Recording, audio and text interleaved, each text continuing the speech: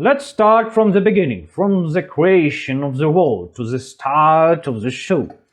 Avatars Roku and Sozin were buddies. They were close up from the young, but then things went south over ideological differences. Sozin wanted to unite the world into one big country with good intentions, sure, even if it meant war. Rokku straight up rejected that kinda short-minded, honestly, because Sozin took it personally. Rokku couldn't be more diplomatic. Had a real head-to-head talk with his friend, tried to convince him that this idea is bad and it could be a better idea to unite the people. The cultures are just too different to merge overnight. There are other ways to build a new world without borders. But no, Rokku went full brick wall. You can kinda understand Sozin's frustration. I mean, avatars in this world are basically peace-loving pussy fanboys. Even Kyoshi let some warlord conquest half of China before they finally dealt with him. And that was only after he demanded she kneel before him. And even then, they sort of killed him by accident. So yeah, she avoided conflict to the bitter end.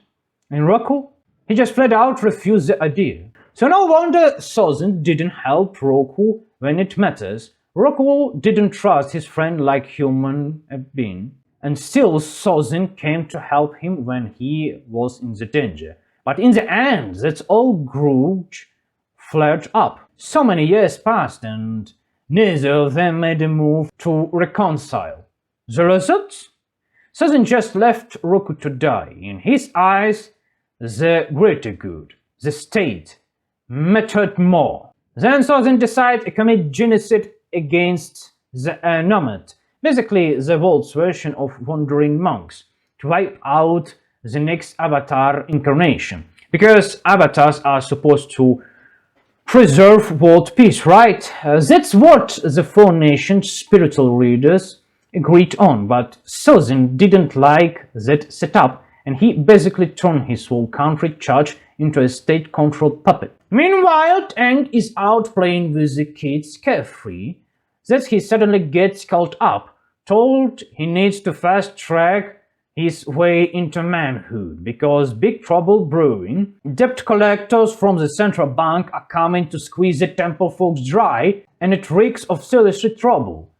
They would send the 19th mafia boys to handle things, which basically means mass extermination. The only one who can save everyone is Abatarus Aang, because a bunch of pacifists can't really form an army to defend themselves. Aang can handle the pressure. War doesn't fit his worldview at all. He's a peaceful nomad, not raised by Viking style, not designed for Valhalla. He imagined his life going in totally different direction.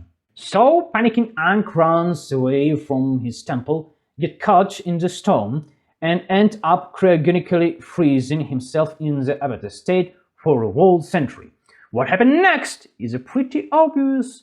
A 100 years war, the entries to China analog continent gets invaded by the Japanese analog in Fire Nation people. Beijing, Ba Sing Se, gets besieged. They are about to break through the wall, then during the assault, the son of the General Iroh dies. This hits Iroh hard. He steps down from the command, mentally wrecked and unfit for war. Then Azai tells Fire Lord Azulon to disarm Iroh and name him Azai as heir. Iroh apparently is just a sweetheart, like say Fire Lord Azai, future Fire Lord Azai. Azulon's furious that he raised such a brat instead of volunteering to take his brother's place in grief. Azai wanted to kill him off and snatch the throne. Shitty stuff. Azai is basically a full-on psychotic warlord, and that's made pretty clear over the series. Whatever he killed, he's dead or not, he still got the throne. Iroh stepped away voluntarily because his mental state was fried. He basically retreated. Azai raised his daughter like a killing machine and raised his son like a daughter. constantly putting him down by hyping up the girl. Classic behavior in a militaristic Japanese codec society. Basically, the guy is first with radical feminism in warlord form. He keeps pushing the war at breakneck speed, throwing mint into the grinder without caring about the long-term consequences. Sadly, we don't get to see any domestic backlash in this country. Like, hey, maybe we shouldn't let this lunatic keep using people as a cannon fodder? Like a fresh meat for battle? Huh?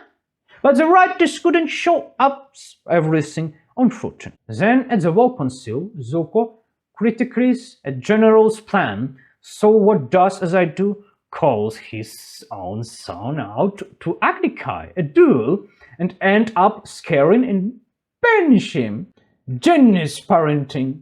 Again, we don't get to see the aftermath, but in a better version of the show, so this might be whispering like a lot. A fire lot isn't even like good. Azulan was the real deal. Rest his soul. This guy's just a patricidal psycho who dishowed his own kid and make his daughter the heir with behaving man. Not honorable at all. Arach sets out on a journey with his nephew, supports him in the mission to find the avatar, mentors him, and basically backrolls the whole operation. Zuko's broke. He just left with what he had, but Arach, being a retired general, has plenty of resources. He's Zuko, sponsor and coach. And Arach has a plan. He seems as eyes on a height, weighs and knows we wouldn't be able to hold the throne for long. Zuko, trained by Arach, might be immature and hot-headed, but he's not crazy. There is hope. So Japan in this Avatar-coded world, Fire Nation, might not win, but maybe it can survive. The plan is simple and solid. Raise Zuko right and see what happens. Arach has an ace up his sleeve. He's a member of White Lotus. The guys are true believers, and when the time comes, Arach can summon the best mind in war and win some to rise up. But first, Zuko has to grow up. He's still just a jump teenager and start moment.